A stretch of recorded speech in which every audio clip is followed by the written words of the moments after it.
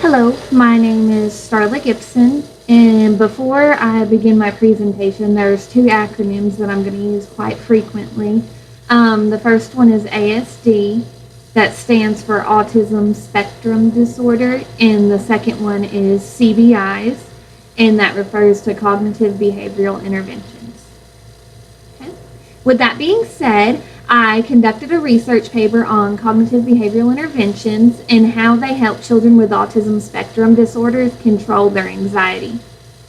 It is a serious problem and a known fact that children with ASD comorbidly suffer with anxiety each day throughout their lives. They struggle with cognitive issues that include things like abstract thought, central coherence, executive functioning, memory, and metacognition. My primary role through this research is to provide you with a deeper understanding as to why children with ASD struggle with anxiety, when it is or is not appropriate to implement a cognitive behavioral intervention, as well as how you can implement CBIs inside your own classroom. I want to make sure that you not only know how to implement the CBIs for the classroom, but also so that you can teach the children to use it throughout their lives, wherever they may go.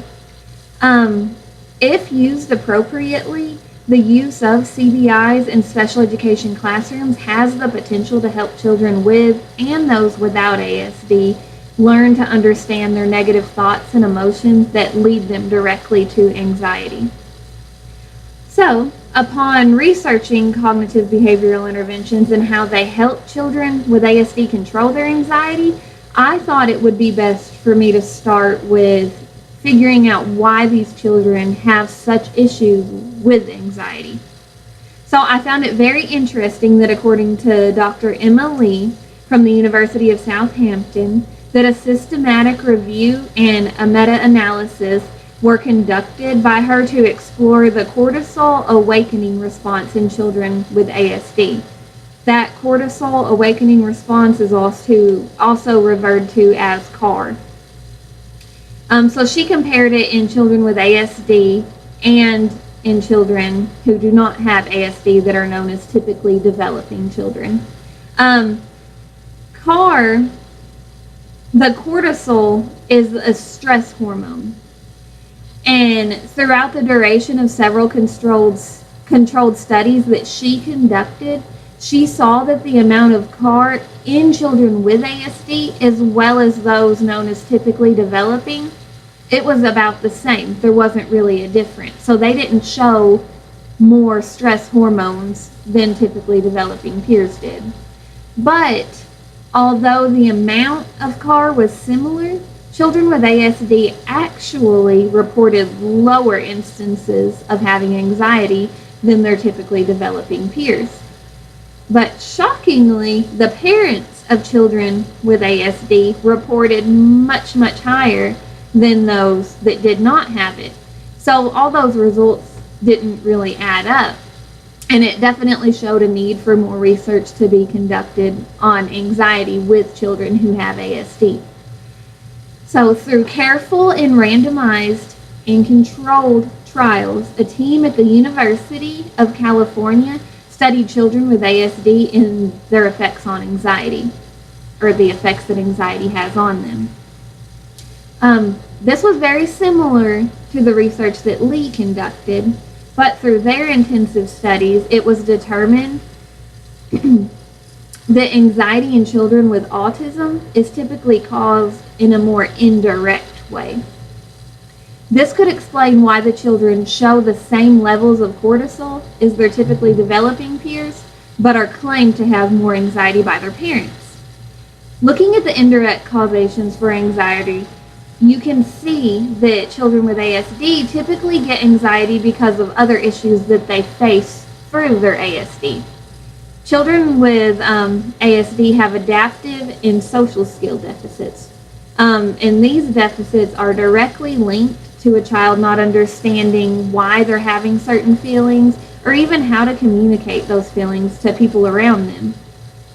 So, now that we know what kind of causes their anxiety, It's important to know that there's a lot of skepticism in using CBIs with children who have ASD. But if it's implemented correctly, it can be monumentally successful. One skepticism that a lot of people have is that children with ASD tend to have lower cognitive abilities. Although many children with ASD struggle with cognition, in almost every study conducted, children with ASD succeeded with CBIs, according to the Interactive Autism Network. They also showed that CBIs can be easily adapted to meet the needs of children with ASD just by making simple changes like making it more repetitive, making it visual, and just more concrete for them. So it has also been noted that CBIs are typically a lot more successful if they're used in just older children, teens, and young adults. You don't want to implement a CBI on anyone 5 years of age or younger. Their abilities just aren't ready for that kind of responsibility yet. So, in conclusion, we know that children with ASD unfortunately comorbidly struggle with anxiety. They struggle with cognitive issues that include things like abstract thought, central coherence, executive functioning, memory, and metacognition. My primary role through this whole report is to provide you with a deeper understanding as to why children with ASD struggle with anxiety. I want you to know when it is or is not appropriate to implement a CBI, as well as how you can just help these children use this not only in your classroom but just throughout their daily lives so that their lives are just better all the way around.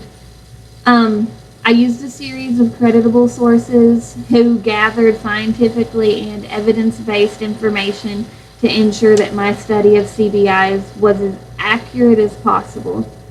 If used appropriately, the use of CBIs in a special education classroom has the potential to help these children with and those without ASD to learn and understand their negative thoughts and emotions that lead them straight to anxiety.